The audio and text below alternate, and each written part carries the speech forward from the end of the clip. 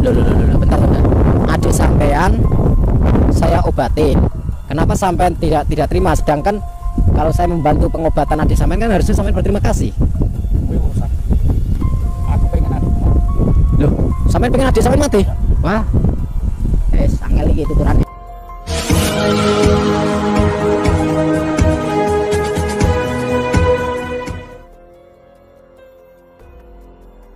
Assalamualaikum sahabat spiritual yang berbahagia. Selamat menyaksikan kembali video dakwah perjuangan Gus Nur Samsun. Dan semoga kesejahteraan senantiasa terlimpahkan kepada para sahabat semuanya. Video ini adalah ketika Gus Nur Samsun ditantang duel oleh dua orang dukun santet kakak beradik. Yang mana, mereka tidak terima atas aksi Gus Nur Samsun yang telah mengobati seorang kurban yang disantetnya. Padahal, kurbannya tersebut adalah juga adik kandungnya sendiri. Lalu bagaimanakah kisah sang dukun ini sehingga tega kirim santet kepada adik kandungnya itu? Bagaimana pula aksi Gus Nur Samsun dalam menghadapi dua dukun bersaudara ini? Silahkan disaksikan kisahnya selengkapnya. Dan semoga Allah Subhanahu wa Ta'ala senantiasa melindungi Gus Nur Samsun dalam menjalankan setiap misi dakwahnya.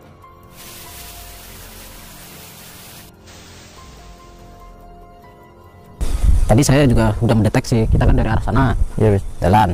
Kenapa mobil kita taruh di sana, sedangkan jalan itu sebenarnya masih bisa buat mobil?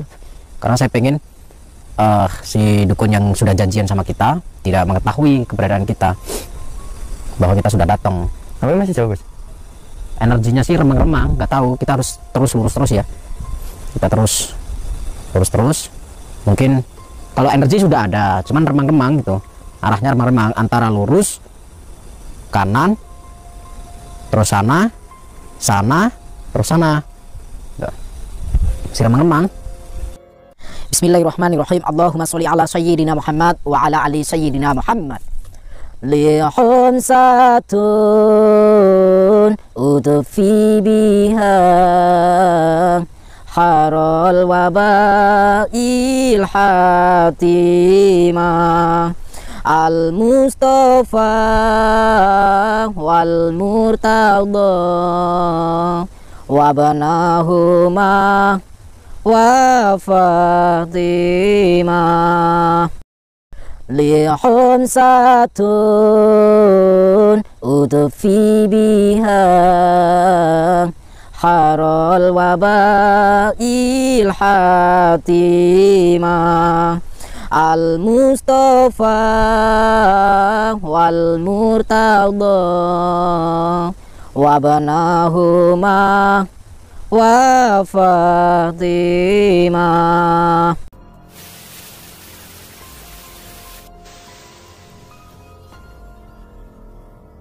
Sahabat yang berbahagia, seperti yang telah kita ketahui bersama, bahwa Gus Nur Samsun adalah seorang tokoh spiritual pendiri Padepokan Cakra Lodaya Nusantara, yang misi dakwahnya adalah ingin membantu warga masyarakat yang menderita sakit, yang disebabkan karena serangan ilmu teluh dan santet.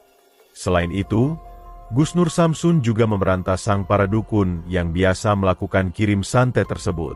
Itu dikarenakan, para dukun-dukun itulah yang memang senantiasa menjadi monster berbahaya di tengah kehidupan banyak warga di masyarakat. Dengan kemampuan ilmu gaib sesat yang didapatnya dari memuja iblis dan sebangsanya, para dukun itu berdalih ingin membantu masyarakat yang meminta bantuan kepadanya. Padahal mereka membantu, hanyalah untuk kepentingan nafsunya, juga untuk menjerumuskan manusia agar ikut kepada kesesatan yang diperbuatnya. Telah sangat banyak para dukun santet yang didatangi Gus Nur Samsun. Dan tidak sedikit pula sang para dukun itu yang kemudian berhasil disadarkannya. Namun bagi sang para dukun yang tak bersedia bertobat, Gus Nur Samsun biasanya menghajar mereka hingga setruk dan sekarat.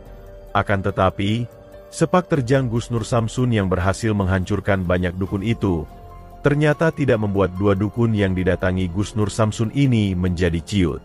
Rasa marahnya yang sudah sampai ubun-ubun, juga kesombongan dirinya yang sok merasa hebat, telah mendorong niat hatinya untuk menantang duel dengan Gus Nur Samsun. Dan karena ditantang itu pula, Gus Nur Samsun kemudian mendatangi sang dukun di tempat yang sudah disepakati ini. Maka setelah bertemu dengan dua dukun yang menantangnya, Gus Nur Samsun pun mencoba untuk bertanya, siapakah sebenarnya mereka dan mengapa sangat ingin berduel untuk menantang dirinya. Dukun itu pun kemudian mengatakan bahwa mereka adalah dua dukun bersaudara yang berasal dari daerah Klaten. Dan mereka menantang Gus Nur Samsun adalah untuk membuat sebuah perhitungan. Dia tidak terima atas perbuatan Gus Nur Samsun yang telah menyembuhkan sakit santet yang diderita oleh adik kandungnya. Gus Nur Samsun pun cukup kaget mendengar perkataan dari dukun itu. Mengapa malah mereka tidak merasa senang? Karena Gus Nur Samsun telah menyembuhkan sakit dari adik kandungnya. Di saat itulah sang dukun itu kemudian bercerita bahwa sebenarnya mereka sendirilah yang telah kirim santet kepada adiknya. Itu disebabkan masalah warisan yang tidak sesuai yang mereka inginkan.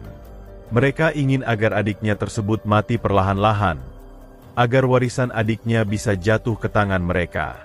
Namun sebelum misinya berhasil, ternyata Gus Nur Samsun telah lebih dulu menggagalkannya. Karena itulah mereka kemudian ingin menantang Gus Nur Samsun. Mereka tidak terima atas aksi Gus Nur Samsun yang telah menggagalkan misinya tersebut. Dan konsekuensi dari itu, mereka kemudian ingin menghabisi Gus Nur Samsun.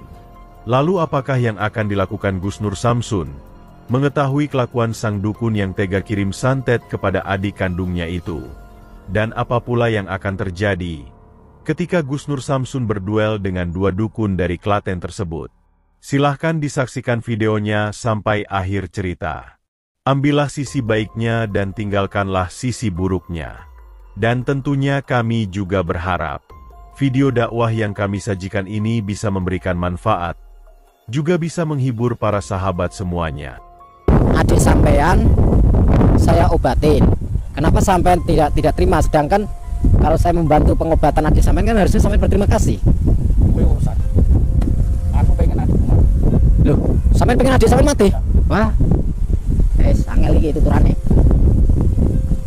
Gini ya Mbah, yang namanya kakak beradik, seorang kakak yang bisa mengayomi, mendidik, mengarahkan adik-adiknya itu lebih bagus daripada menyakiti, melukai. Terus kenapa sampean itu malah nyantet adik sampean sendiri? Untungnya apa buat sampean? Enggak, pasti ada sebabnya sampean pengen nyantet adik sampean kandung sendiri. Itu ada sebabnya masalahnya. Oh, nggak perlu tahu.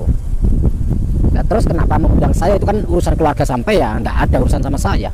Aku gak terima nih. Oh, gak terima. Terus sampai nambahnya adik. Oh. Ya, terus sampai kenapa ngajak teman? Aku pengen jajal sing jarine awakmu kuwi sekti iso nambani adikku, adine kakangku. Kuwi pengen jajal aset. Nah, sebentar. Saya nggak punya kesaktian di sini ya. Saya mengobati adik sampean itu karena adik sampean minta tolong. Ya. Dan saya tahu mungkin saya tahu kalau itu sampai yang nyantet, tapi saya tidak menceritakan kepada adik sampean bahwa sampean sebagai kakaknya itu yang nyantet. Saya tidak menceritakan aib kalian. Tapi kenapa kalian malah menyerang saya, pengen ketemu sama saya, terus kalian tuh tahu nomor saya itu dari mana coba? Enggak perlu tahu. Sing penting ayo jajal ilmu. Ilmu apa yang mau dijajal? Yen awakmu sekti ayo dijajal ilmu. Saya nggak sekti, Mbah. Saya itu kesini pengen cari tahu siapa sih yang nantang-nantang saya itu. Aku dukun santet soal Klaten. Dukun santet Soko Klaten. Klaten sampai ngendi ta? Enggak perlu tahu. Apa wong kene wae sampean? Klaten. Ya. Angel tuturanmu, Mbah. Wis aja kok ngece. Aku ora ngece, Mbah. Aku ngletrek-ngletrek, Mbah. Ah jajal piye to, Mbah? Mbah kok jajal-jajal.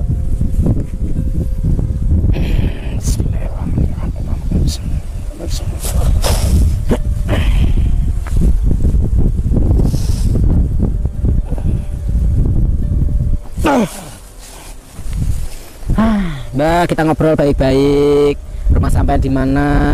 Kita ngopi-ngopi. Kita seduluran, Mbak. Seduluran lawas sih, Mbak. Gak usah tukaran. Ora iso. Aduh, angel. Tetep sik pengen jajal aset dono. Ayo, yen male kowe yo. Mulung sasi tanteni kowe tak tantang. Oh, 8 bulan. Berarti sampean menantang saya itu sudah 8 bulan. Terus untung sampean apa kalau saya itu kalah? Aku marem jadi sama mateni awak. Oh, marem. Terus sampai wis nambani ati. Ya. Oke, Mbah. Sampai tiba tampan ono.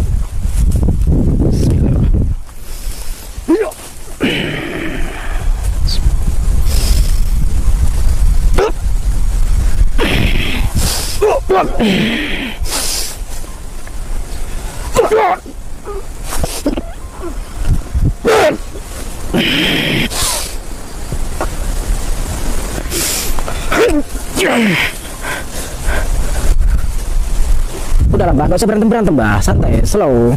Ngapain sih berantem? Saya gak usah kakek ngomong. Saya Mbah takut ciran saya Mbah. Santai Mbah. Sampai ra duwe babi putih ta Mbah? Aku ngelak Mbah. Ora usah kakek. Kamu ditoyo ayo. Didoyo ki apa to Mbah? Didoyo ki. Mon, monggo. Ono kabeh. Aku nggak sakti Mbah, cuman aku ganteng Mbah. Bismillah.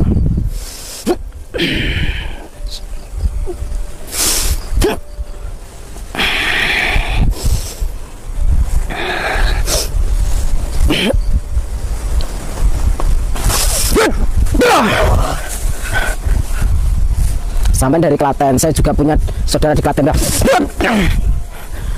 Saya juga, ayah saya orang Klaten Mbah. Tapi ya jangan kayak gitu, kita sesama orang Klaten Mbah. Orang Klaten yang sering berobat sama saya dulu itu kalau nggak salah orang Pedan. Jangan-jangan sampean ya. Bismillahirrahmanirrahim.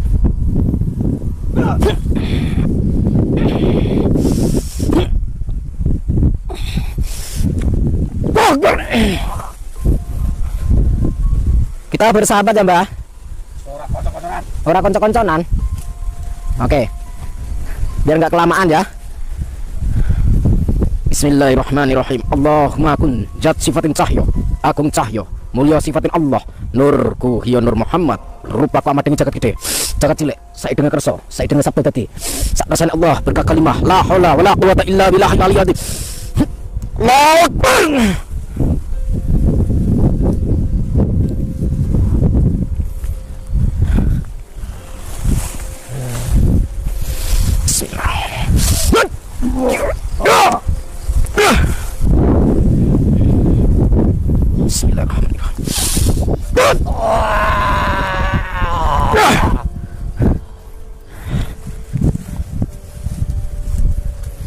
Karena sampean berdua orang Klaten, saya berbaik hati.